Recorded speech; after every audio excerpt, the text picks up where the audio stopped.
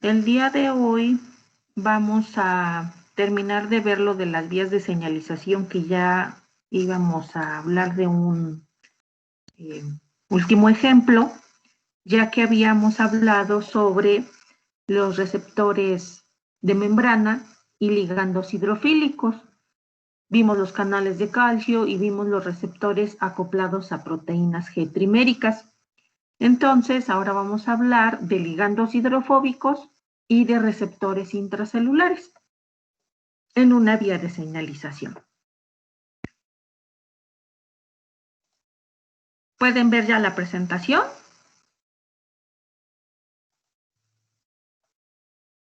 Sí, profesora. Ok. Entonces, pues la vía que vamos a ver como ejemplo es la vía de las hormonas esteroideas. Esta vía de hormonas esteroideas y receptores intracelulares, pues tiene poquitos componentes, tiene de hecho dos participantes, como habíamos estado explicando en las otras vías de señalización. Tengo una diapositiva para ponerles ahí quiénes son los que están participando en la vía de señalización. Y en este caso, pues también tenemos, obviamente, el mensaje químico, y en este caso estaríamos hablando de hormonas esteroideas, las cuales son hidrofóbicas o también se les puede decir que son liposolubles. Ejemplos de ellas, pues ustedes ya los conocen mucho, ¿no? Tenemos a la progesterona, a la testosterona, al estradiol, cortisol, aldosterona, ácido retinoico, etcétera. Entonces, estas son hormonas muy conocidas. ¿Por qué? Pues porque están regulando, por ejemplo, progesterona y testosterona, están regulando la aparición de caracteres sexuales secundarios. Entonces son hormonas ampliamente estudiadas, se conoce mucho acerca de ellas y sobre todo sus efectos. Esos son los mensajes químicos, esos pueden difundir a través de la bicapa lipídica, ya que son hidrofóbicos, entonces no necesitan de ninguna proteína transportadora, sino que simple y sencillamente difunden por un transporte de difusión simple, ¿sí? Siguiendo obviamente el gradiente de concentración. Esa es la única condición, que exista un gradiente de concentración para que vayan del espacio más concentrado al espacio menos concentrado, pasando por difusión simple.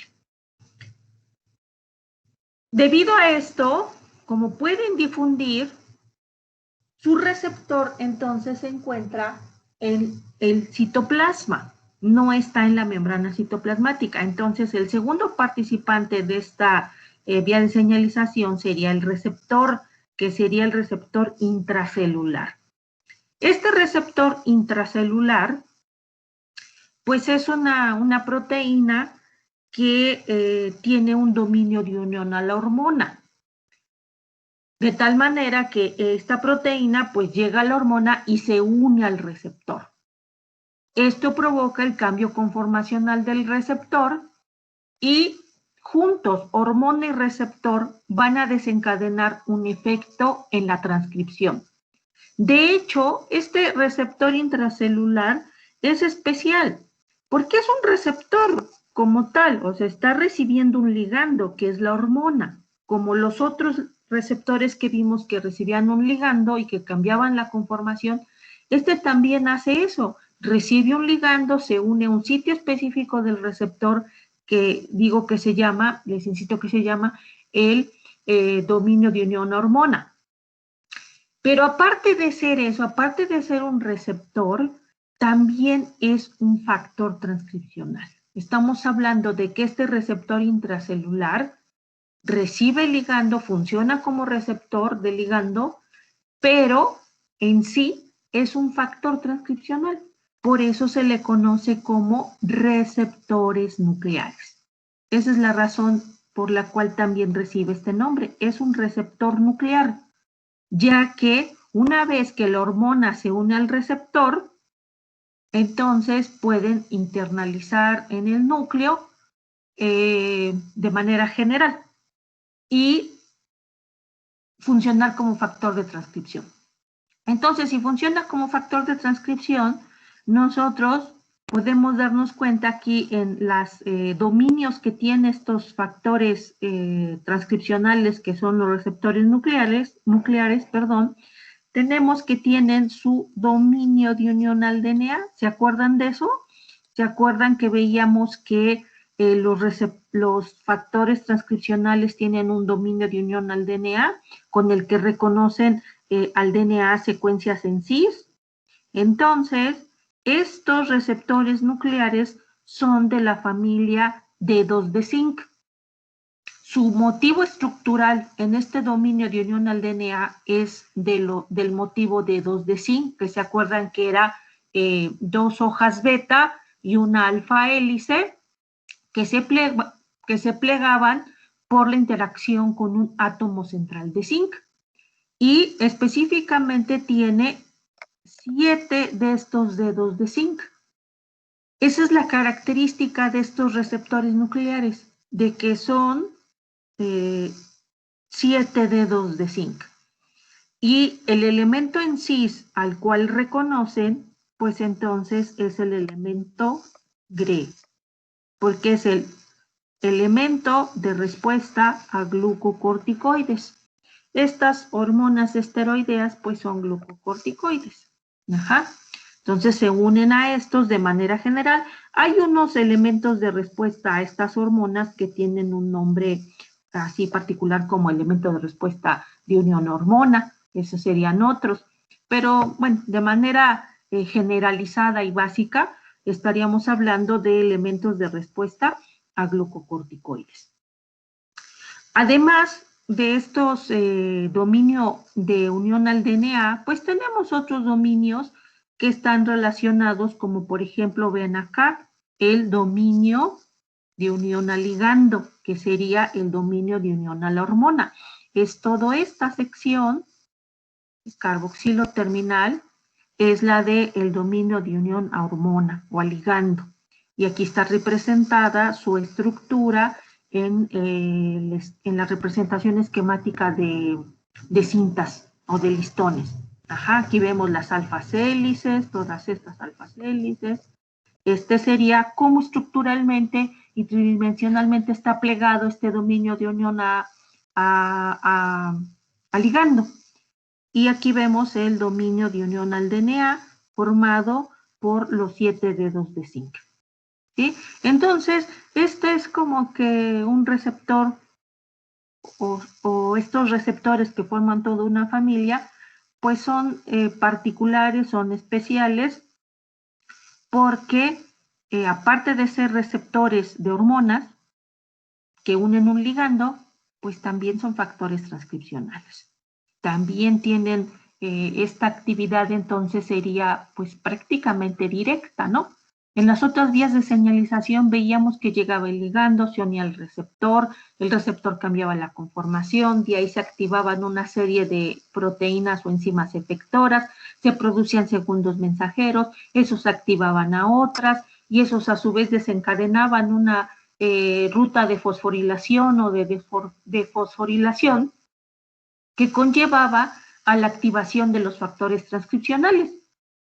En cambio, esta no, esta vía de señalización es prácticamente llega la hormona, difunde, cruza la membrana, la bicapa lipídica, ahí en el citoplasma encuentra su receptor, se une al dominio de unión a ligando y juntos viajarán al núcleo para que entonces se unan a los elementos en cis y se controle la expresión genética. De hecho, entonces, aquí está la vía explicada de una manera muy sencilla. Aquí vemos, me faltó aquí ponerle los numeritos, pero se las arreglo y se las vuelvo a subir. Tendríamos como punto número 1, sería esto, ¿no? Aquí sería el punto número 1, en donde tenemos que las hormonas difunden libremente por la membrana citoplasmática, ya que es un ligando hidrofóbico. Entonces pasan libremente siguiendo su concentración y entonces aquí ya en el citoplasma, aquí encontramos a los receptores, que en un estado inicial estos receptores se encuentran acoplados, por ejemplo, a unas proteínas reguladoras. Estas proteínas reguladoras están interaccionando con el receptor intracelular, precisamente en el dominio de unión a ligando, dominio de unión a hormona. Pero con la llegada de la hormona, esta proteína se desplaza y entonces la hormona se une a este dominio de unión a ligando. Se une y esta unión provoca el cambio conformacional del receptor, que a su vez, por ejemplo, puede interaccionar con otro monómero para formar un factor transcripcional dimérico que también involucraría la fosforilación de este factor transcripcional, de este receptor nuclear, dimeriza y se fosforila, y ya bajo esa condición puede ingresar al núcleo y entonces, pues, difundir, ir a la fábrica de transcripción y unirse al, por ejemplo, aquí tenemos elementos de respuesta andrógeno, ¿sí? Les decía yo que pueden llamarlos así, elementos de respuesta a hormona, elementos de respuesta andrógeno, elementos de respuesta a glucocorticoides, todos son una familia de elementos en sí que estarían relacionados con la respuesta a estas hormonas hidrofóbicas, ¿sí? Se une aquí al elemento en cis y interaccionará con otras proteínas reguladoras, con coactivadores, con activadores, para ensamblar toda la maquinaria que conlleve, por ejemplo, al encendido de genes. ¿Qué tipo de respuesta se generará? Pues tiene que ver con aumento en el crecimiento, con supervivencia celular, también con diferenciación celular. Y ya todos sabemos cuáles son en sí esas respuestas, ¿no? Muchas de estas hormonas lo que hacen es controlar una gran cantidad de genes, por ejemplo, en el caso de la testosterona o la progesterona, pues controlar la aparición de caracteres sexuales secundarios. De hecho, este es un mecanismo general, así descriptivo general. Sin embargo, hay una clasificación de estos receptores intracelulares o receptores nucleares en receptores nucleares tipo 1 y receptores nucleares tipo 2. Hay una ligera diferencia entre su mecanismo de actividad. Aquí podemos ver los tipo 1, que son como lo que acabamos de describir. Difusión de la hormona, el ligando se une al receptor y se libera esta proteína reguladora. Dimerización y fosforilación del receptor nuclear, transporte hacia el nucleoplasma, pasando por el complejo de poro nuclear, unión a los elementos de respuesta a hormona, por ejemplo, y interacción, por ejemplo, con coactivadores y maquinarias basales para encender la expresión de estos genes, ¿sí? Se producen RNAs mensajeros, que esto ya es parte de la respuesta, saldrán hacia el citoplasma, serán traducidos, se producirá la proteína correspondiente y habrá una modificación en la función celular. Esto ya es la respuesta, ya va a ser el cambio en el comportamiento de la célula para controlar procesos de proliferación, supervivencia, diferenciación, etcétera. ¿Sí? Entonces, estos son los tipo 1. El mecanismo que vimos es para los tipo 1.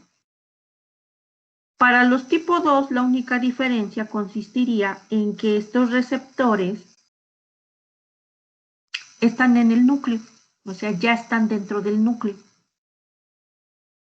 Por lo tanto, entonces tendríamos que la hormona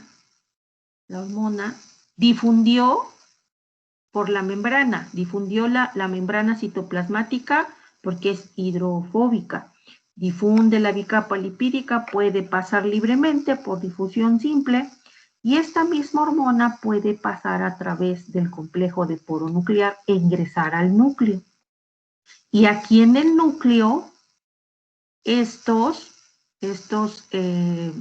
receptores nucleares ya están unidos a sus elementos de respuesta, por ejemplo. Ya están asociados a los genes, pero estaban asociados con correpresores, evitando la expresión de estos genes diana, de estos genes blanco, o sea, estaban apagados. Ajá. Esto estaba silenciada la expresión.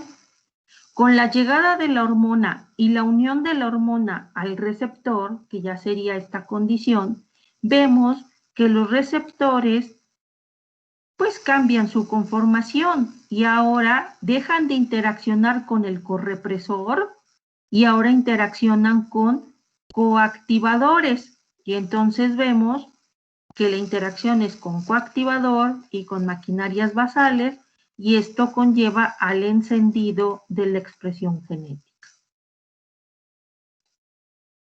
Y entonces ya sería el mecanismo de encendido de la expresión, producción de RNA mensajeros, síntesis de proteínas y modificación en la función celular.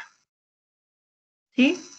Entonces aquí podemos ver en estos receptores nucleares tipo 2 que están funcionando de manera dual. Pueden estar interaccionando con correpresores y teniendo una función inhibitoria, pero con un estímulo apropiado como es la hormona, pues ahora entonces pasarán a ser activadores e interaccionarán con coactivadores para encender la expresión genética y provocar una respuesta. ¿Sí? Entonces, es muy sencillo el mecanismo en realidad, no es con tantas proteínas en la vía de señalización, nada más es la diferencia entre los receptores tipo 1 y los receptores tipo 2. ¿Sí? Aquí vendría paso por paso qué se haría en cada uno como habíamos estado viendo en las otras vías de señalización. Y pues básicamente es, como dijimos, paso número 1, siempre será la síntesis y la secreción del mensaje químico. En este caso va a ser de la hormona, de los retinoides o de las vitaminas. Luego tendríamos el transporte de esas sustancias, de esos mensajes químicos por las comunicaciones autócrina, parácrina o endócrina. Luego tendríamos que pues difunde libremente, entonces este mensaje químico se une al receptor intracelular. Hay el cambio conformacional, la dimerización y la fosforilación. Esto es para el tipo 1, ¿no? Esta serie de eventos es para los receptores nucleares tipo 1. Luego se asocian, entrada al núcleo, hay una asociación con los elementos en cis, y posteriormente entonces pues se hará el cambio en el comportamiento de la célula receptora y se generará la respuesta. Para la finalización de la señalización celular, pues simple y sencillamente las hormonas esteroideas se disocian de su receptor, luego tendrán que salir del núcleo y el receptor se asociará con su proteína reguladora y entonces pues se favorecerá entonces ya el fin de la comunicación. Es regresar a la condición inicial nuevamente. Y como les decía yo, bueno, esta vía de señalización resulta ser interesante porque los efectos que tienen estas hormonas son muy potentes, ¿no? Prácticamente inducen remodelación del cuerpo y de las actividades, de las funciones, incluso del comportamiento. Hablando, por ejemplo, principalmente en animales, que es donde funcionan estas hormonas, pues nos damos cuenta que tienen una función muy importante pues en la adolescencia, en donde la llegada hormonal pues conlleva a el remodelado del cuerpo de los individuos y al el inicio, por ejemplo, de la etapa reproductiva. Entonces, por lo tanto, pues hay un eje que controla toda esta vía de señalización desde el hipotálamo, la pituitaria, las glándulas suprarrenales y de ahí hacia las gónadas para la síntesis de estas hormonas que tiene que ser en una etapa particular de los animales, ¿no? Hay una etapa en la cual hay esta síntesis, este pico de síntesis hormonal para preparar el cuerpo y desarrollar el cuerpo para precisamente cuestiones reproductivas, por ejemplo, ¿no? Y igual también cuando ya se termina la etapa reproductiva, por ejemplo, en el caso de hembras, pues hay una disminución en la síntesis de estas sustancias y ya indicaría también la finalización de la etapa reproductiva. Pues obviamente son estrategias reproductivas que los animales tienen y que han sido estrategias pues evolutivas también exitosas. Bueno, pues con esto terminaríamos las vías de señalización y si tienen alguna duda, pues pueden preguntar ahorita y damos un espacio, unos 5 minutitos para empezar con el otro tema. ¿Hay alguna duda?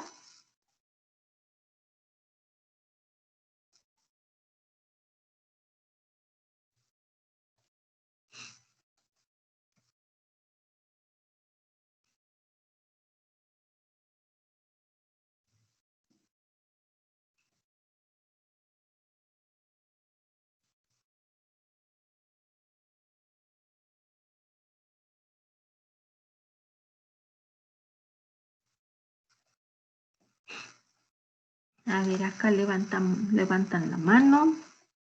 Dime, Jaime. Sí, bueno, ese es el caso de vías de señalización para algunos microelementos, ¿no?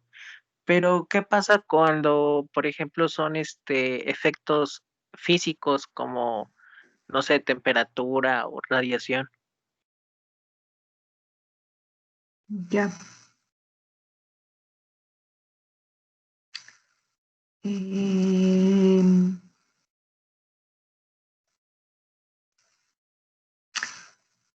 Yo escogí las vías de señalización y sobre todo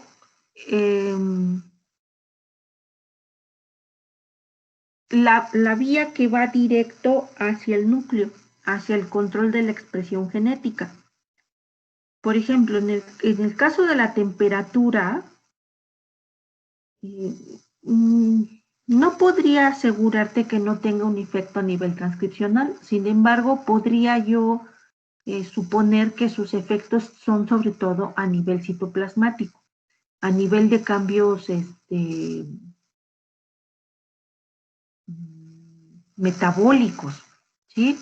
Ya en el caso de un choque térmico como tal, seguramente sí habrá efecto a nivel de la expresión genética, pero también va a depender del organismo porque pues hay organismos que ya llegando a una temperatura umbral, pues ya no podrán resistir el cambio de temperatura. Entonces hay sensores en las células, sensores en las membranas que están detectando, proteínas sensoras que están detectando estos cambios a niveles físicos o estímulos físicos que conllevarán también a este mismo mecanismo, ¿no? De que están conectados a proteínas efectoras en el citoplasma y esto a su vez desencadenará vías de transducción que conlleven, por ejemplo, a la activación de factores transcripcionales que estén involucrados en respuesta a choque térmico, por ejemplo. Pero muchos de ellos son cambios a nivel citoplasmático. Entonces, la idea de estos ejemplos era ver, sobre todo, vías que ya se conocen perfectamente como de la proteincinasa A, como la proteincinasa C, etcétera, camquinasas, que directamente van a fosforilar o defosforilar factores transcripcionales y que estos ya entran al núcleo. Entonces esa era la idea, ver así como que ejemplos muy, muy particulares. Y en el caso de la luz, por ejemplo, ahí sí sería como muy conocido lo de las plantas y la floración, el fotoperiodo, en el cual sí hay proteínas sensoras que se activan en respuesta a la longitud de onda y sensan no solo a la longitud, sino la intensidad y la duración, porque para la floración eso es muy importante, es intensidad y duración. Las plantas no florean cualquier época del año, sino dependiendo de cuando la luz es más intensa y tiene mayor periodo de duración, es cuando se activan estos genes que van en cascada. Se activan unos factores transcripcionales que a su vez encienden a otros y luego a otros, y entonces ya se hace, es el modelo ABC, me parece, de activación de genes que conllevan ya la aparición de la flor. Y ese caso de la luz, pues sí es muy conocido, el de las plantas, por ejemplo. No sé si responda, Jaime. Sí, es que me había quedado con esa idea del factor, el elemento de respuesta al shock de calor, entonces por eso me imaginé que debía haber como una vía de señalización un poco análoga. Pues más que análoga, las vías de señalización, si nosotros las acomodáramos a un mecanismo general, todas tenderían o todas serían el ligando, el receptor, el cambio conformacional del receptor, interacción con proteínas efectoras, producción de segundos mensajeros, activación de cascadas de señalización y que converjan hacia activación de un factor transcripcional. Ajá. Todas serían eso. Y ya nada más es ir cuestión de irle poniendo quién es el que funciona en cada punto. Habría que buscar el sensor al cambio de temperatura. La verdad yo no lo conozco.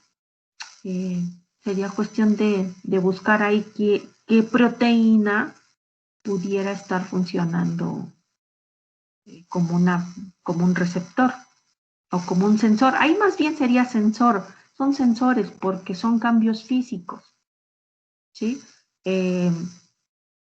Pero hacia el interior pues tendría que ver con lo mismo, ¿no? Tendrían que ver con la transducción de la información y la generación de una cascada de señalización celular que tendría que ver con estas cuestiones de activación de proteínas efectoras o cascadas de fosforilación, por ejemplo. ¿Sí? Sí, profe, gracias. Muy bien. ¿Alguna otra duda?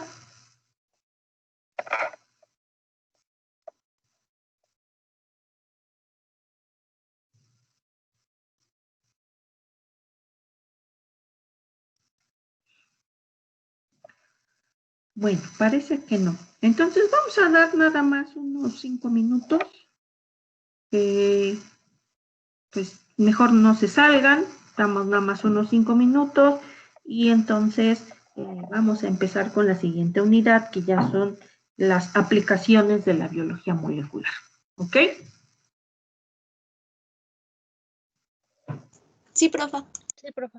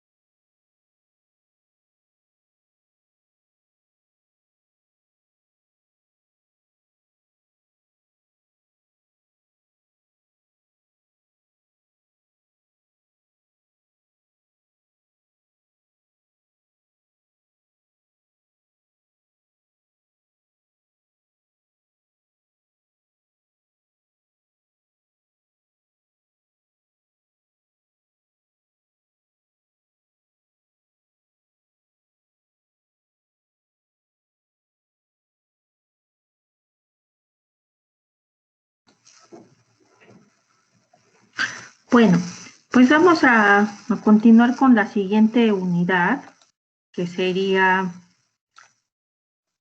ya la última unidad, y sería de aplicaciones de la biología molecular. Y esta unidad tiene como objetivo poder reconocer la potencialidad que tienen estas tecnologías y herramientas de biología molecular que nos han permitido analizar de manera masiva los procesos biológicos. Anteriormente, como que uno siempre veía técnicas así como, por ejemplo, la PCR, como puede ser el Western blot, el Northern blot, el Southern blot. O sea, son metodologías que están destinadas a estudiar un solo gen, una sola proteína, un solo RNA.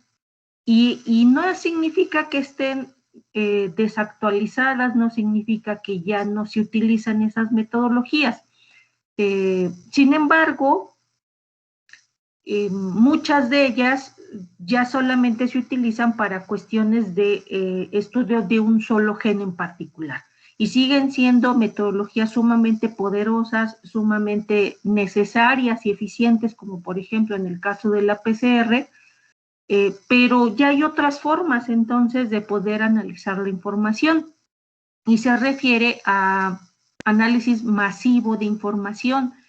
Ya se estudian, por ejemplo, genomas completos, proteomas, transcriptomas, metabolomas, epigenomas, glicomas, en sí, de todas las moléculas que tiene la célula, ya se hace un análisis masivo, un análisis global. Se estudia, por ejemplo, todo el conjunto de genes transcritos, conjunto de proteínas, conjunto de carbohidratos, conjunto de metabolitos secundarios bajo una situación particular.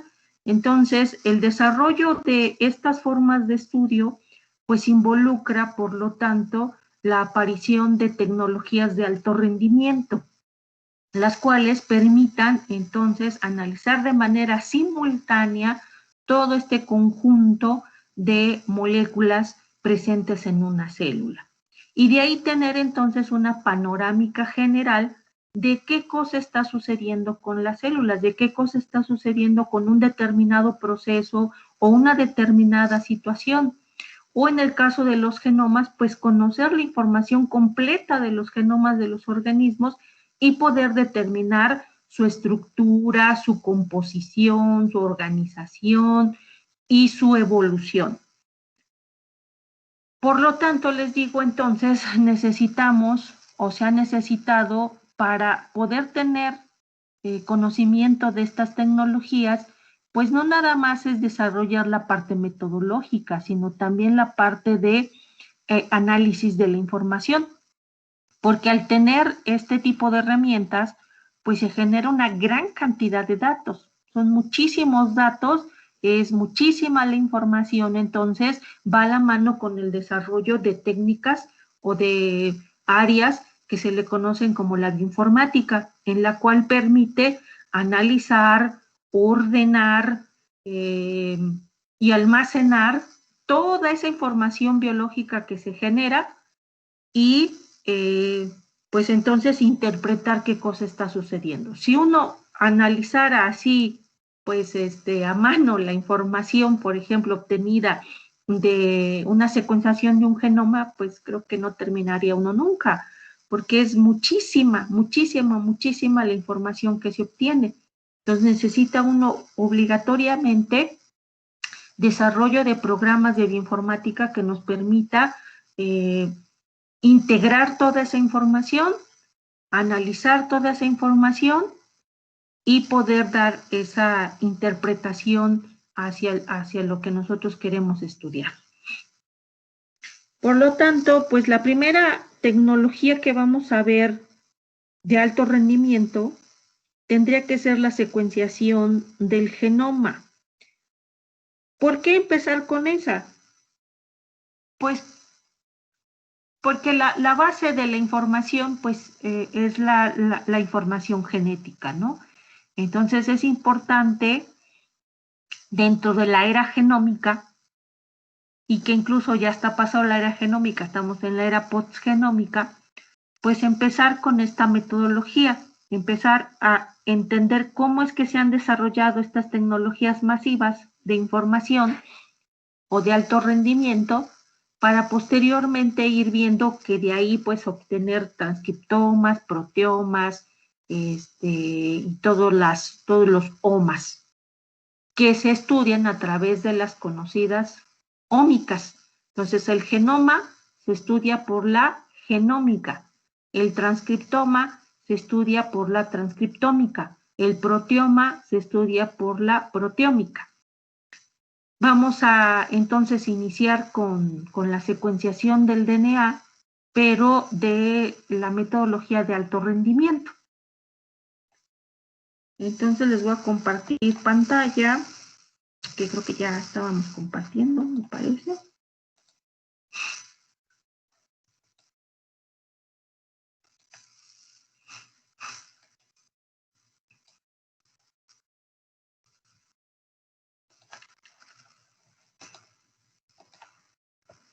Entonces, en la secuenciación del DNA,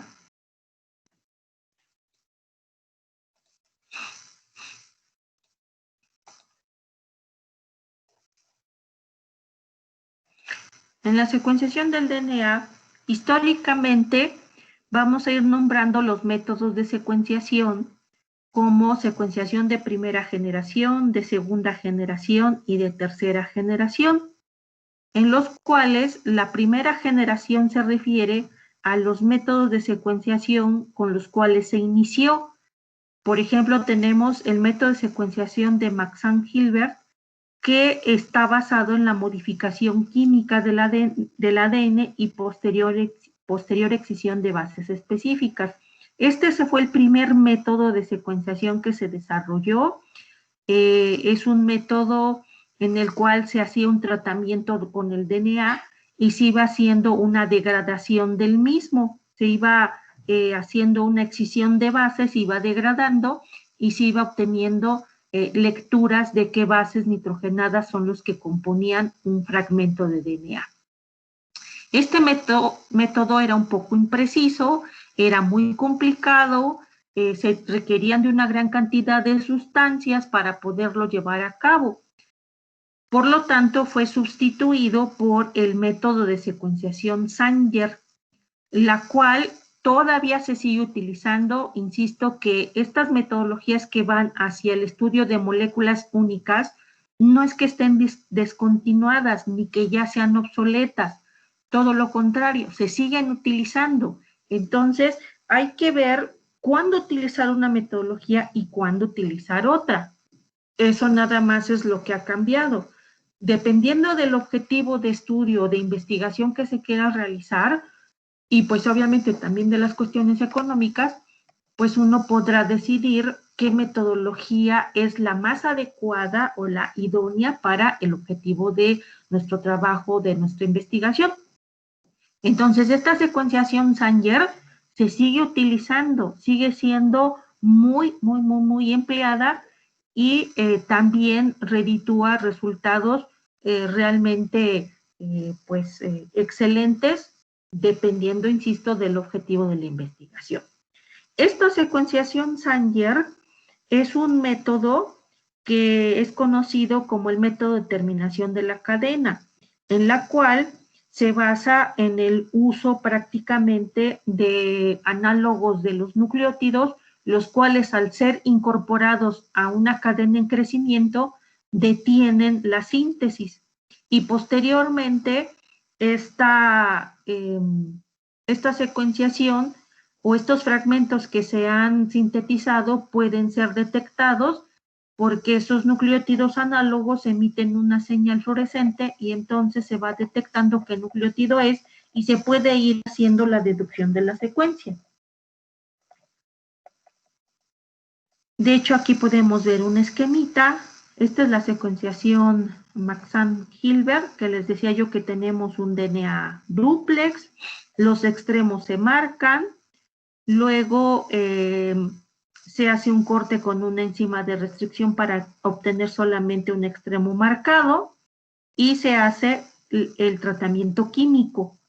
Cada uno de estos es una sustancia química que se utiliza que va haciendo la degradación del DNA y entonces se van obteniendo fragmentos degradados, los cuales son corridos en una electroforesis, en gel de poliacrilamida, y se van obteniendo estas banditas, de tal manera que se va leyendo así la información. Se va leyendo por bandas y se va obteniendo la secuencia.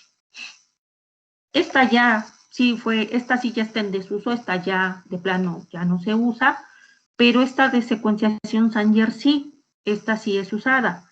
Partimos también de una molécula a la cual se va a secuenciar y se mete a una reacción de polimerización prácticamente. Esa reacción consiste en que tiene DNA polimerasa, tiene magnesio, tiene los nucleótidos, tiene todos los ingredientes cebadores para poder hacer la síntesis del DNA, pero aparte se le incorpora un nucleótido análogo, por ejemplo, estos que son nucleótidos dideoxi. Se hacen 4 reacciones y en cada reacción se pone solamente un análogo dideoxi, DDTTP, DDATP, DDCTP y DDGTP. Se corren 4 reacciones simultáneas y entonces en cada uno de estos tubos, todas las reacciones, por ejemplo, en este tubo terminarán en T.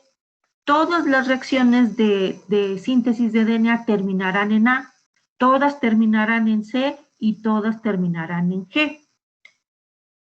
Estos nucleótidos análogos vienen marcados con una sustancia fluorescente y cuando se hace la reacción de secuenciación en estos aparatos que ya son secuenciadores automáticos, una vez que se corren las reacciones de polimerización, estos productos pasarán por una electroforesis capilar y conforme van pasando, van migrando en esta electroforesis capilar, de tal manera que los productos más pequeños son los que van a pasar primero y los productos más pesados y más grandes son los últimos que pasarán. Conforme van pasando en la electroforesis, van pasando por un rayo láser, el cual emite una longitud de onda particular y como estos nucleótidos vienen ya marcados con sustancias fluorescentes, pues son excitados y emiten una señal.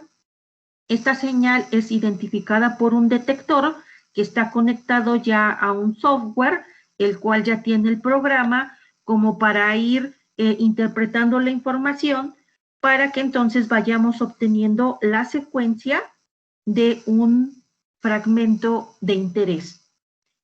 Más o menos, esta secuenciación Sanger tiene un límite aproximado de secuenciación de fragmentos de 1000 nucleótidos. Eso ya es así como que una secuenciación súper exitosa. Pero en promedio podemos secuenciar fragmentos de 500 a 700, 600, 800 pares de bases. Y cuando las secuenciaciones o la calidad del DNA o de la secuenciación no fue buena, pues resulta que solamente es recomendable a veces quedarse nada más con 300, 200 pares de bases. Pero ese es el rango. Solamente se puede obtener secuencia de aproximadamente de 500 a 800 pares de bases. Esa sería como que la máxima eficiencia para la secuenciación Sanger. Ya cuando es muy buena, insisto, la secuenciación, pues ya obtenemos secuencias de 1000 pares de bases. Esta secuenciación de segunda generación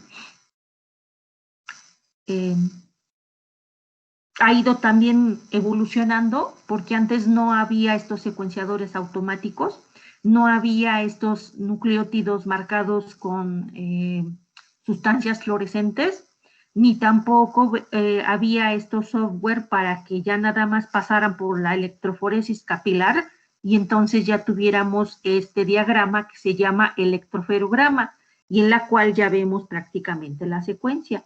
Antes no existían estos aparatos. se tenía que hacer las 4 reacciones con los nucleótidos análogos marcados de manera radioactiva y después se tenía que hacer una electroforesis como esta. Y entonces en un gel así como estos, se veían las banditas y se iba descifrando la secuencia a través de la lectura de esta electroforesis en gel de poliacrilamida. Así se inició esta secuenciación Sanger. Actualmente ya se utiliza este sistema automatizado en el cual ya se obtiene la secuencia de manera, pues, automática. Ya nada más lo único que tiene uno que hacer es leer este electroferograma en el sentido de ver la calidad. Si los picos están perfectamente definidos, si no hay solapamiento de picos, si no hay ruido, si no hay interferencia en la secuenciación, como para poder decidir si esta secuenciación ha sido, que ha sido de buena calidad, ¿ok? Bueno, pero la particularidad de esta secuenciación es que nosotros obtenemos la secuencia de un fragmento de DNA, de un fragmento de interés. Por ejemplo, a mí me interesa secuenciar un gen. Entonces, lo que hago, pues, es mandar mi muestra, o si yo tengo el secuenciador automático, pues es tener una cierta cantidad de ese gen de interés, obtener, por ejemplo, no sé, 500 nanogramos pues puede ser 50 o 500, ya no recuerdo muy bien qué cantidad piden, 50 o 500 nanogramos. Pero bueno, es una cantidad particular de DNA con la que uno tiene que iniciar la reacción de secuenciación. No puede uno tampoco poner lo que uno quiera de DNA, sino que tiene uno que tener cierta cantidad de ese fragmento de interés que uno quiere secuenciar y ya puede uno hacer la reacción de secuenciación. Pero es una secuencia solamente, es un solo fragmento de DNA en el sentido no de cantidad, sino de tipo. Solamente se puede hacer la secuenciación de un solo tipo de secuencia de interés. Si yo quiero saber la secuencia de 10 genes, por ejemplo, entonces tendría yo que correr 10 reacciones de secuenciación para obtener la secuencia de cada una de esas secuencias de interés. Si a mí me interesa conocer 1000 secuencias, pues 1000 reacciones de secuenciación tendría que hacer. De hecho, esa es la evolución hacia la secuenciación de alto rendimiento, a las secuenciaciones de nueva generación que también se les han llamado y que entonces, yendo en escala, pues serían entonces secuenciaciones de tercera generación. Incluso ya están las secuenciaciones de cuarta generación. Pero esas secuenciaciones de tercera generación, entonces, resolverían este problema que les estoy mencionando, que en la secuenciación Sanger nada más es un solo tipo de secuencia. En la secuenciación de tercera generación, aquí lo que estaríamos obteniendo son secuenciaciones masivas, secuenciaciones simultáneas, en las cuales un genoma entero podría ser secuenciado de manera simultánea y obtener secuencias todas al mismo tiempo. Si eso se hiciera por secuenciaciones Sanger, imagínense secuenciar un genoma por secuenciación Sanger. Les estoy mencionando que la secuenciación Sanger tiene una sensibilidad, pongámosle así ya por muy buena, vamos a poner de 1000 pares de bases. Ahora imagínense secuenciar un genoma que tenga, por ejemplo, 5 millones de pares de bases. 5 por 10 a la 6. Y esos son genomas chiquitos, ¿no?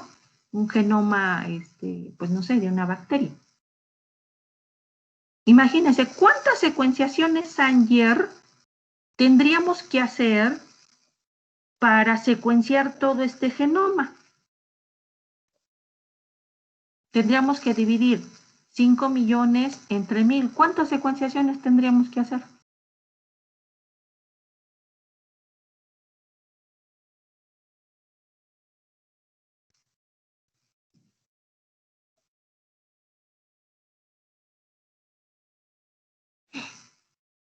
Chicos, ¿quién contesta? 5,000. Ajá, pues tendremos que hacer 5,000 reacciones de secuenciación. Y eso pensando en que todas sean exitosas y que todas estén perfectamente. O sea que de 1000, tendríamos que tomar este genoma. Ven que el genoma es circular cerrado para el caso de las bacterias, ¿no? Aquí hay, por ejemplo, 5 por 10 a la 6, ¿no? Vamos a ponerle así. 5 por 10 a la 6 pares de bases, ¿no? Este genoma completo lo tendríamos que fragmentar, hacerlo pedacitos, pedacitos, pedacitos, pedacitos, pedacitos de 1000 pares de bases. Ajá. Y obtener entonces 5000 fragmentos.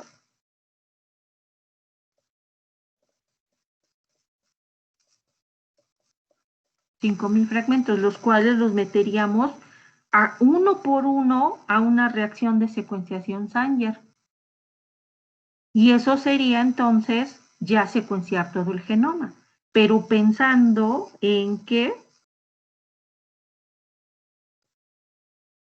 pues cada uno de estos pedacitos, cada uno de estos 5000 pedacitos, pues su secuenciación fuera óptima, ¿no?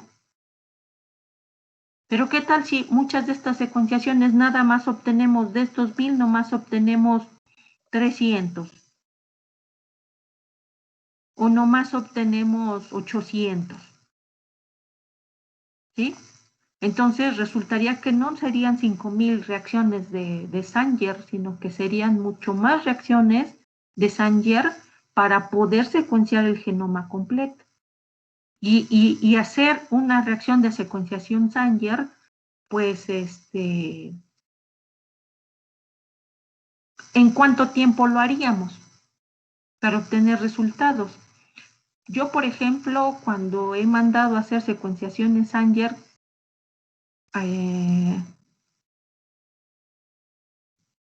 dependiendo de a dónde los mande, es el tiempo el cual se toman. Por ejemplo, hay centros en los cuales les mando a secuenciar, no sé, un fragmento nada más, fragmento de DNA, y se tardan una semana. Y hay lugares en donde he mandado a secuenciar, no sé, 20, 30 fragmentos y se tardan 2 días.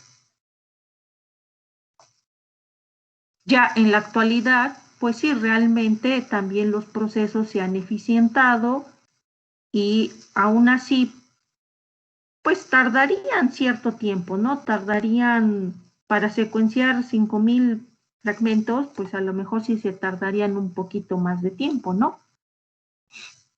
Ahora, las secuenciaciones masivas, entonces lo que están haciendo es no estar corriendo una reacción por fragmento, sino que corren una sola reacción en donde se haga la secuenciación, por ejemplo, de esos 5000 fragmentos de DNA.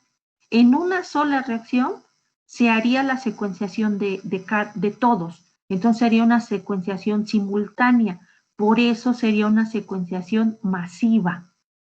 Todos al mismo tiempo. ¿Ok?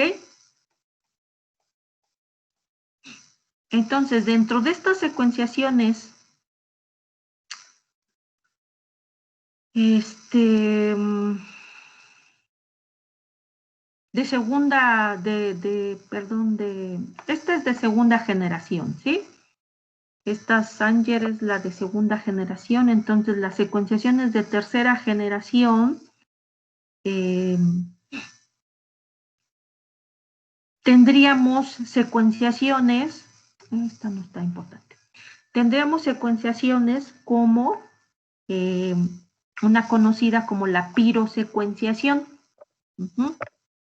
Esta se sigue utilizando, la pirosecuenciación, fue la primera que se desarrolló como secuenciación masiva, fue la primera de ellas, y después ya han evolucionado hacia otros secuenciadores.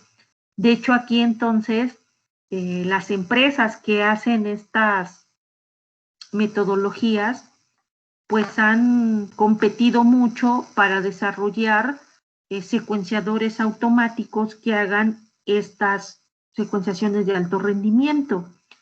Y el aparato que hace esta metodología de pirosecuenciación fue el primero que se desarrolló y se le conoció como la secuenciación 554, porque así se llama el aparato.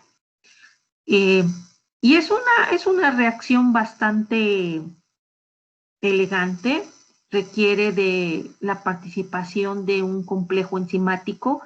Es muy creativo este método de secuenciación, pero ya ha ido evolucionando estas secuenciaciones masivas y después otra empresa sacó otros secuenciadores que se les han conocido como la secuenciación Solexa Illumina, porque así se llama la empresa Illumina. Y sus secuenciadores hacen también secuenciación masiva, pero a través de lo que se le conoce como la metodología de terminadores reversibles.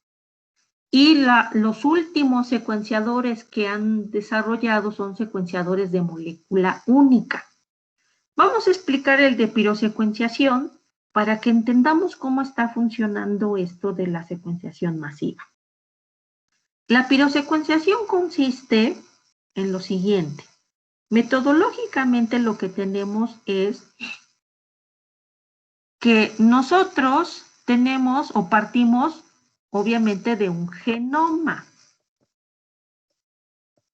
¿Por qué? Porque ya no vamos a hacer aquí secuenciaciones de un solo fragmento. Aquí vamos a hacer secuenciaciones ya de genomas completos. Entonces, este genoma completo, que es esto prácticamente,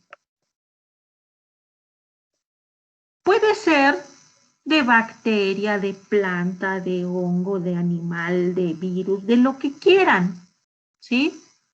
Puede ser de cualquier organismo, no hay ninguna restricción para hacer una secuenciación masiva. Cualquier organismo que a ustedes les interese pueden hacer su secuenciación masiva. Pero como es gran cantidad de información, pues entonces primero hay que obtener el genoma a través de métodos de purificación de DNA genómico. Hay ya muchos kits de purificación de DNA genómico o también hay metodologías de purificación de DNA genómico que sean, digámosle, tradicionales, en las cuales se utilizan, pues, cierto tipo de sustancias con centrifugaciones, limpiezas, etc. Son menos eficientes que las de los kits, pero son a veces más baratas. Obteniendo ya el genoma en alta calidad y pureza, posteriormente este tiene que fragmentarse, porque no se pueden hacer secuenciaciones de moléculas muy grandes. Las secuenciaciones aquí entonces, por ejemplo, en este caso, son alrededor de 100 a 150 pares de bases. O sea, los fragmentos que se pueden secuenciar aquí van de 100 a 150. No podemos hacer secuenciaciones de fragmentos de 1000, sino que tienen que ser fragmentos pequeños. Entonces, este genoma tiene que ser fragmentado para obtener pedazos más o menos de este tamaño. ¿Ok? Entonces, aquí ya ven que tenemos muchos pedacitos de DNA porque el genoma ha sido fragmentado. Una vez que el genoma ha sido fragmentado, se somete a un proceso de ligación. ¿De ligación con qué? Son secuencias de DNA que funcionan como adaptadores. Ajá. Esto que está aquí en gris son las secuencias de interés, son las secuencias del genoma. Y se les unen estas secuencias de DNA adaptadoras en cada uno de los extremos. Posteriormente que se hace esta unión a los adaptadores, se obtienen secuencias o más, pues sí, secuencias ya de cadena sencilla. Como ven aquí son cadena doble, aquí se desnaturalizan para obtener cadenas sencillas y posteriormente estas secuencias de cadena sencilla se van a acoplar a unas esferas que son de tamaño muy pequeño, de hecho son unas nanoesferas. Ampliando aquí esto, podemos ver que esta es una nanoesfera. Esta nanoesfera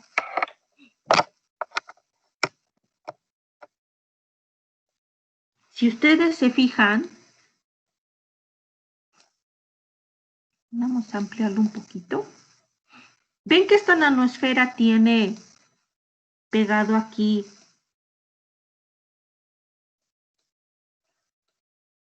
unas cadenitas. Esas cadenitas son oligonucleótidos, son secuencias de nucleótidos cortas. Y esas secuencias de nucleótidos cortas son complementarias a estos adaptadores que le pusimos a nuestras secuencias de interés. Entonces, si estas nanoesferas están en contacto con nuestras secuencias de interés como se ven aquí, hagan de cuenta que si esta es la nanoesfera, aquí tiene pegada su secuencia, entonces nuestras secuencias de interés se les acopló un adaptador, estos van a hibridar acá, luego viene la secuencia de interés, acá, y luego venía otra secuencia adaptadora, que sería aquí, ¿no? Entonces, uno de estos que se le acopló aquí sirve precisamente para anclar a nuestras secuencias a la nanoesfera, y entonces ya se vería como esta. Esta sería ya la nanoesfera que tiene muchas de estas secuencias aquí pegadas. ¿Ok? ¿Sí? Una vez que ya se hizo esto, que se hizo ya la unión de las secuencias a la nanoesfera, estas nanoesferas van a ser introducidas en una placa de secuenciación, que es una placa que tiene un diseño como si fuera un panal de abeja. Tiene esta placa un tamaño de pozo específico para que solamente una de estas nanoesferas entre aquí. No pueden entrar dos nanoesferas, solamente entre una sola de estas nanoesferas. ¿Sí? Y cuando ya entraron estas nanoesferas a cada una de estas, potencialmente lo que se está sucediendo aquí es que cada nanoesfera, cada una de estas nanoesferas, deberá de tener uno de estos fragmentos. Por ejemplo, si son 5,000 fragmentos producidos de mi genoma, si mi genoma fue fragmentado y obtuve 5,000 fragmentos, el fundamento de esta metodología sería que va a haber, por cada fragmento de estos, va a haber una nanoesfera. ¿Sí? Entonces tendríamos que estos 5,000 fragmentos estarían repartidos en 5,000 nanoesferas. ¿Vale? Y cada nanoesfera entonces estaría en un pocito. Yo tendría en mi pozo, en mi microplaca, perdón, tendría yo 5,000 nanoesferas, cada una por pozo, y en cada uno de esos pozos habrá uno solo de estos fragmentos, el cual va a ser secuenciado. Y si entonces tengo una microplaca con los 5,000 pozos y en cada uno de estos hay una nanoesfera y hay uno solo de estos fragmentos, En cada pozo yo voy a obtener la secuencia de cada uno de estos fragmentos. Si corro una reacción de secuenciación, voy a estar obteniendo la secuencia de cada uno de estos fragmentos de manera simultánea. Por lo tanto, estaría haciendo en una sola reacción de secuenciación, pues la obtención de todas las secuencias a las cuales fragmenté mi genoma. ¿Sí? ¿Cómo se haría entonces la reacción de secuenciación? ¿Cómo se iría obteniendo esta información? Bueno, pues resulta que en esta nanosfera,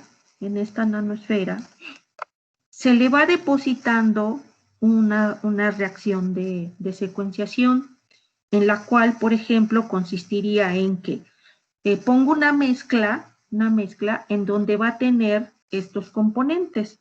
Va a tener cebador, por ejemplo aquí está nuestro fragmento de DNA a secuenciar. Este es el que está anclado, aquí está nuestro fragmento de DNA a secuenciar, y este otro que le puse de adaptador, ¿para qué va a servir? Es este que les puse acá, es este.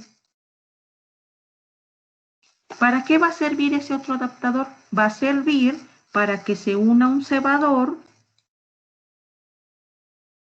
de manera complementaria y entonces una polimerasa pueda ir haciendo la extensión de este fragmento. ¿Sí? Puede ir haciendo la síntesis. Pero en un principio no es que vaya a hacer la síntesis así de manera continua, sino que la primera mezcla va a tener, por ejemplo, los cebadores, va a tener un solo nucleótido, por ejemplo, A. ¿Sí? En todos los pozos en donde el fragmento tenga una T, entonces se va a dar la reacción de secuenciación. Pero si en un pozo nuestra secuencia de interés tiene una C, pues aunque le ponga la mezcla, no va a poder incorporar la A, porque ahí no hay complementariedad. ¿Sí? Entonces, en todos los pozos en cuyo fragmento a secuenciar la primera base sea una T, entonces sí se va a incorporar este nucleótido que es una A. Al incorporarse el nucleótido, ¿sí? Se incorpora el nucleótido que viene en su forma trifosfato de ATP, se incorpora, entonces se libera dos grupos fosfatos, se libera pirofosfato inorgánico, como lo ven aquí, en esta reacción de polimerización. Entonces, se libera pirofosfato. Este pirofosfato que se liberó como producto de una reacción de polimerización es utilizado por otras enzimas que vienen incluidas en la reacción de secuenciación. Estas enzimas, que son, por ejemplo, la sulfiralasa y la lucifirina, están acopladas a este sistema para utilizar ese pirofosfato liberado y además con una reacción se utilizará para que se produzca luz. ¿Sí? Entonces, si el nucleótido es incorporado, se libera pirofosfato y este pirofosfato es utilizado por estas enzimas para hacer una reacción que al fin y al cabo se produce luz. Por lo tanto, en aquellos pozos en donde hubo reacción de polimerización, hagan de cuenta que se enciende, se genera una lucecita. Y en aquellos en donde no hubo incorporación de nucleótido, pues no hay generación de luz. Entonces el sistema, el secuenciador va tomando una foto y en todos los pocitos en donde hubo luz, pues entonces ahí ya queda anotado que fue una A, que ahí hay una adenina. Entonces la secuencia empieza con A. Se quita toda esta reacción y ahora entonces se vuelve a poner, pero ahora se adiciona la mezcla, pero ahora con el nucleótido, por ejemplo, C. ¿Eso qué significa? Que en todos los pozos en donde se incorpore, en donde haya reacción de polimerización y se incorpore citosina, se va a iluminar. Se incorpora la citosina, se libera pirofosfato inorgánico, este es utilizado por estas enzimas y se produce luz. Se vuelve a encender, se toma foto, ¿sí? Se quita esa mezcla y ahora se incorpora una mezcla que tenga G, guanina. Y lo mismo, en todos los pozos en donde haya incorporación de guanina, se libera pirofosfato, se produce luz y se toma la foto. Se quita y ahora se adiciona T, timina. Lo mismo. Se tiene que hacer todo ese ciclo hasta que se complete una reacción de polimerización que sea más o menos de los 100 pares de bases. Y entonces, les quería yo mostrar cómo se ve la plaquita. Miren, para que nos demos una idea y vayamos viendo. Este es el tamaño del poro de la microplaca.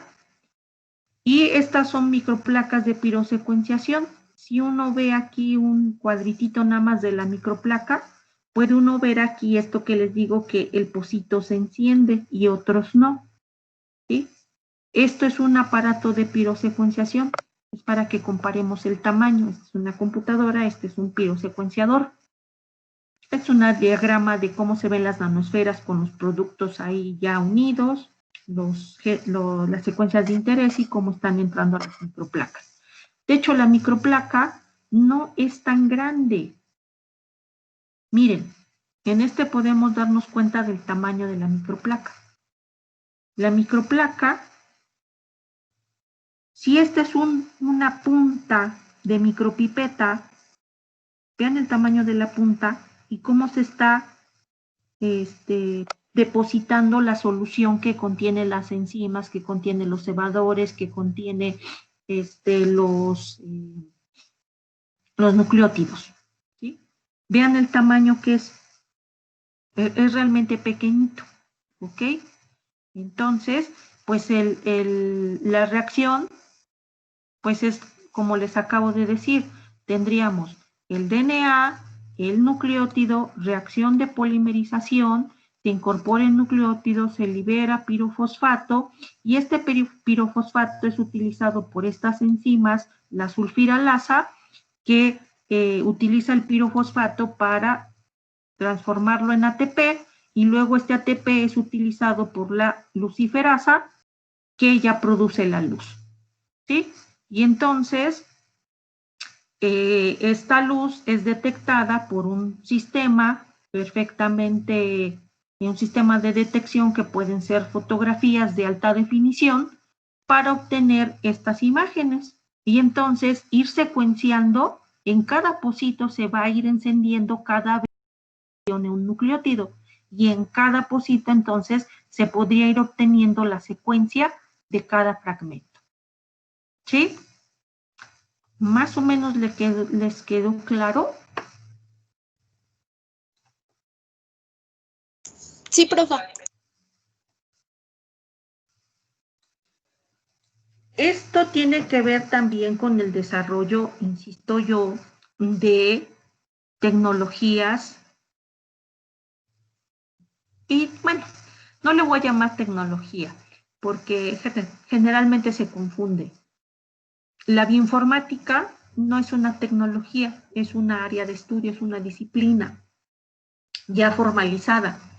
Muchas personas siempre la han visto como una herramienta, pero en realidad ya es una área de estudio en la cual convergen matemáticas, estadística, biología, informática, etcétera. Pero con estas metodologías, pues imagínense obtener la secuencia de 5,000 fragmentos a la vez. Estamos hablando de datos bien pequeños, o sea, 5,000, pues en realidad no son muchos. Ahora imagínense haber hecho el proyecto Genoma Humano. El proyecto Genoma Humano no tenía la metodología esta, masiva. Se tardaron 10 años en hacerlo. Pero imagínense obtener la secuencia de 5,000 fragmentos al mismo tiempo. Bueno, ¿y ahora qué hago con esas secuencias? ¿Qué les hago? Pues primero que nada, hay que almacenar. Entonces, para eso sirve esta disciplina de la bioinformática. La bioinformática permite el almacenamiento, el ordenamiento y el análisis de la información. Entonces, son bases de datos para almacenar. Luego de ahí, de almacenar, entonces, ¿qué tendríamos que hacer? Pues ahora a estas secuencias hay que verificarle su calidad. Hay que verificar la calidad.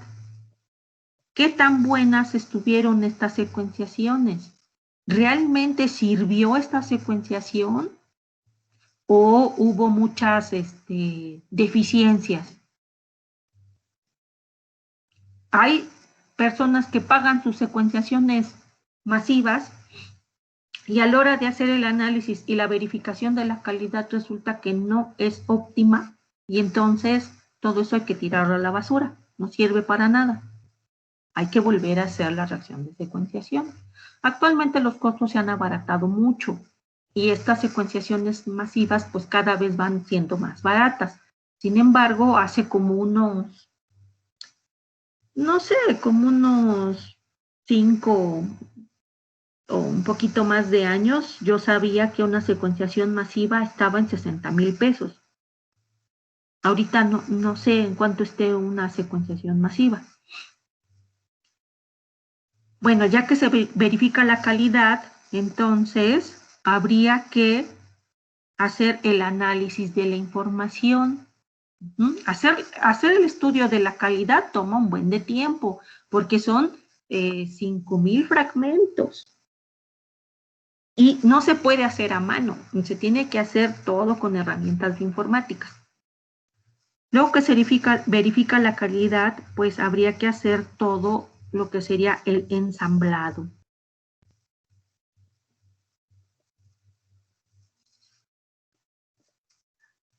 El ensamblaje.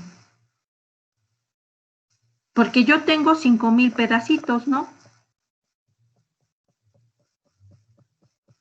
Pero ahora, ¿cómo sé cómo los voy a ordenar para formar ya el genoma completo? ¿Cómo sé quién va primero, quién va después, en qué orden están estas secuencias que yo obtuve? Que son 5,000 secuencias. ¿Cómo las voy a ordenar? Bueno, pues tengo que hacer un ensamblaje. Entonces, pues yo les puse así en realidad datos incluso cortos, porque para ensamblar un genoma no son exactamente así esa relación como hicimos, ¿no? Que si son de 100 bases o son de 1000 bases o de los que sean, ya con eso hace uno las reacciones de secuenciación. No, pues en realidad son más, ¿ok? Pero la idea es que ustedes se den tengan una referencia como para poder entender las dimensiones de lo que estamos hablando. En hacer el ensamblaje obligatoriamente también se tendría que hacer por programas bioinformáticos, en los cuales tienen los algoritmos para poder hacer precisamente este ensamblaje. Y luego ya del ensamblaje, pues ahora viene todo un análisis también bioinformático, porque para hacer después de un ensamblaje tiene uno que hacer, por ejemplo, todas las anotaciones y decir, bueno, pues ya ensamblado vimos que tiene tantos genes que codifican para esto, están en esta posición, tiene tal función. Y hacer eso también de la anotación, pues también lleva muchísimo tiempo. Y pues muchas personas trabajando como para poder sacar toda esa información, ¿sí? Pero las ventajas, pues ¿cuáles son? Pues son muy grandes, ¿no? Porque tener la secuencia de un genoma completo del organismo de interés, pues es tener su mapa de instrucciones, que ya sabemos las cuestiones epigenéticas en el caso de las células eucariotas, pero pues ¿qué creen? Ya también hay epigenomas, ya también se pueden hacer estudios de epigenomas, que se pueden obtener todas las modificaciones presentes en el genoma de un organismo. Ya hay metodologías para hacer epigenomas. Sin embargo, tener la secuencia del genoma completo, pues sigue siendo una extraordinaria ventaja.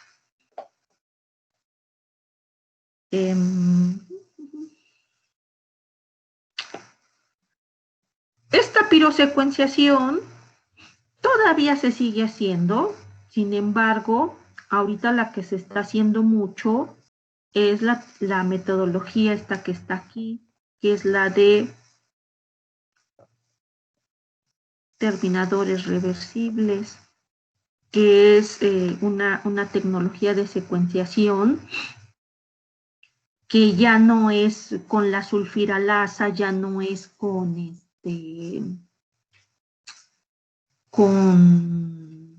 la reacción luminosa, ya no está usándose mucho eso. Ahora lo que se hace es lo siguiente. Miren, aquí está la secuenciación, incluso esta está bonita porque les va mostrando la evolución. Aquí está la PCR de la pirosecuenciación, la PCR que se hace con la pirosecuenciación, que es una PCR en emulsión.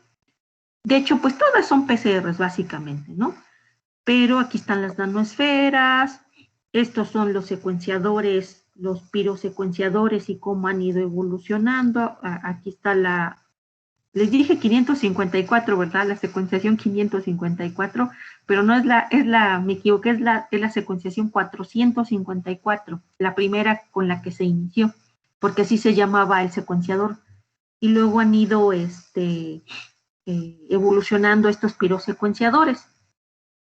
La otra secuenciación masiva es esta, es una secuenciación en fase sólida, en la cual también tenemos estas plaquitas de secuenciación, ya no son nanoesferas, sino que son placas,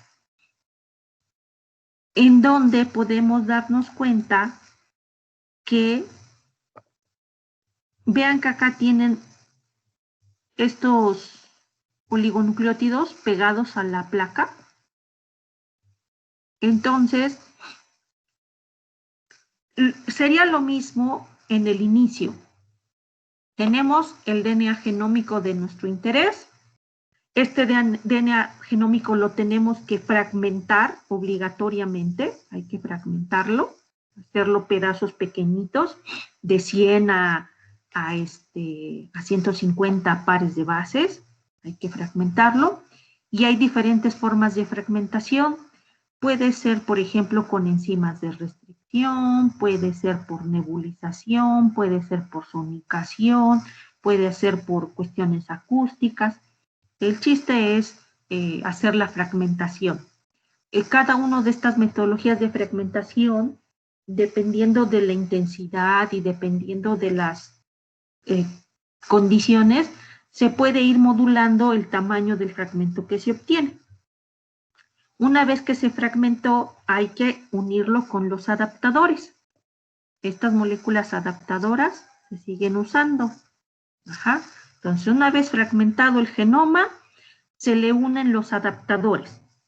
Y para el caso de la secuenciación en fase sólida, tenemos la placa, y aquí tenemos estos oligonucleótidos, los cuales un fragmento de estos, si teníamos, por ejemplo, 5,000 fragmentos, un fragmento de estos llega y se une a uno de estos nucleótidos, estos cebadores o oligonucleótidos. Y entonces se da la formación de lo que se le conoce como un clúster. Potencialmente, entonces, por cada fragmento, por cada uno de estos fragmentos, se debe de formar un grupo o clúster. que sería este, al amplificarse forma este clúster. Esto sería uno de estos 5,000 fragmentos. Y este es otro fragmento distinto que se unió en otro punto de la placa y que entonces al multiplicarse, al replicarse, da origen a la formación de otro clúster. Tendríamos, por lo tanto, entonces, que aquí se deberían de formar mínimamente 5,000 de estos clústeres, de estos grupos. Y esto ya sí, ya sería sometido a la reacción de secuenciación. ¿Qué va a suceder en cada uno de estos clústeres para obtener la secuencia? ¿Cómo se obtiene la secuencia? Bueno, entonces aquí tenemos un clúster y entonces es la reacción de polimerización en la cual se adicionan los nucleótidos junto con las DNAs polimerasas, los cebadores, etcétera, pero ahora el nucleótido viene marcado con sustancia fluorescente. Por ejemplo, de ATP ya viene marcado con una sustancia fluorescente. Entonces, si se incorpora una A aquí, en este clúster se va a emitir una luz propia de un determinado color, por ejemplo, rojo.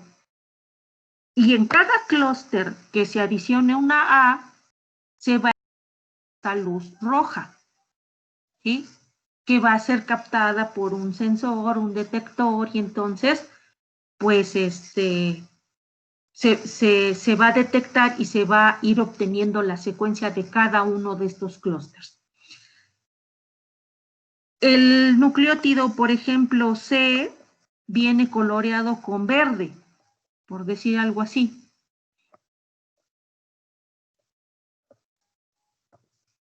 Voy a poner aquí verde. DSTP viene con verde. Cada vez que se incorpore citocinas en la secuencia, entonces se va a emitir color verde. Color azul, por ejemplo, para guanina. Color azul. Entonces se van emitiendo estas señales porque cada nucleótido ya viene marcado con una sustancia. Entonces cada vez que se vaya incorporando uno de estos nucleótidos, en cada clúster se va a ir emitiendo un color distinto que va a ser detectado y entonces se va a ir obteniendo la secuencia en cada uno de estos. ¿Sí? Esta es la secuenciación Solexa y Lumina, que es en placa, en fase sólida, y que es la evolución de la pirosecuenciación. Actualmente ya la última evolución sería el de los secuenciadores de molécula única, en la cual ya no necesitarían formarse estos clústeres, ya no se forman clústeres, porque esto traería formación de clúster o de nanoesferas. Podría ser que un clúster tuviera dos secuencias, o sea, de dos fragmentos, que un clúster por cercanía esté estén muy cerca a dos clústeres y entonces haya una interferencia con las señales y ahí se invalidarían las secuencias, ¿no? Ahora, esta inconveniente de estas secuenciaciones ya sería eliminado por la secuenciación de molécula única, en la cual tendríamos que nuestros 5,000 fragmentos van a ser secuenciados, pero por molécula única. Tendríamos aquí inmovilizada una enzima, una DNA polimerasa, y entonces cada uno de estos fragmentos estaría siendo secuenciado por molécula única, con la idea de que aquí también se utilizan nucleótidos marcados así por colores, y entonces en cada una de estas secuenciaciones, cada vez que se incorpora un nucleótido, se está emitiendo una luz de un determinado color y se va obteniendo la secuencia de cada uno de estos fragmentos. ¿Sí? Estos secuenciadores, en realidad no sé si estén a la venta, si ya haya institutos que estén haciendo secuenciación de molécula única, pero en las propagandas y en las promesas de las empresas que se dedican a diseño de estos aparatos y de estas tecnologías, pues ya hacen mucha publicidad acerca de los secuenciadores de molécula única.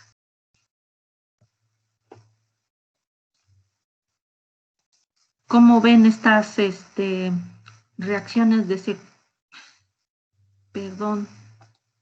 ¿Cómo ven estas reacciones de secuenciación?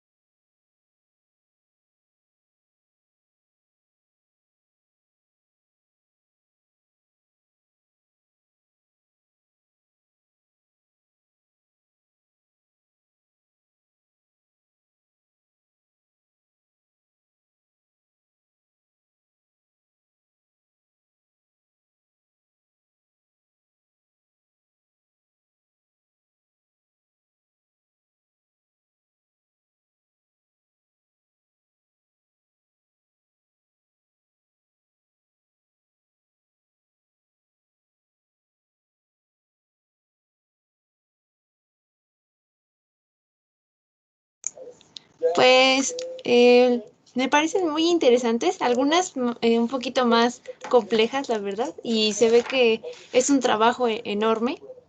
Entonces, están padrísimas cómo se fueron diseñando, pero sí,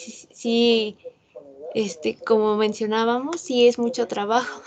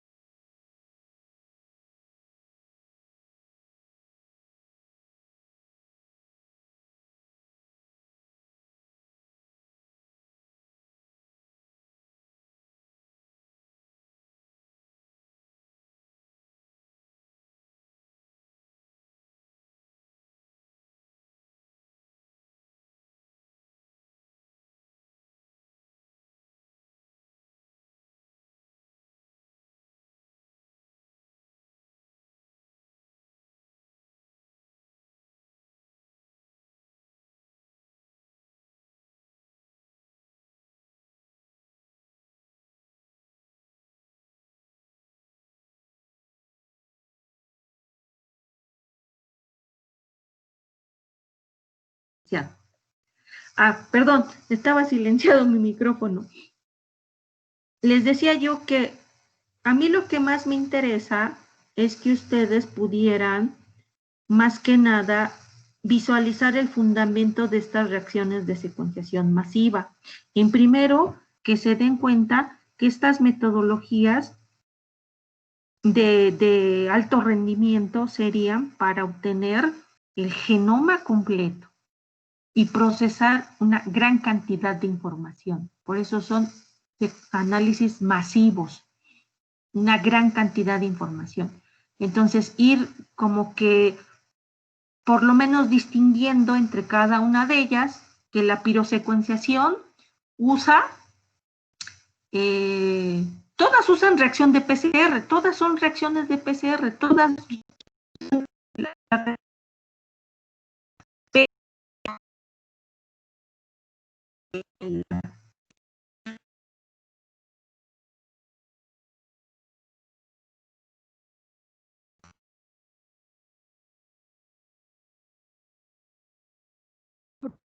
Yo no lo he hecho.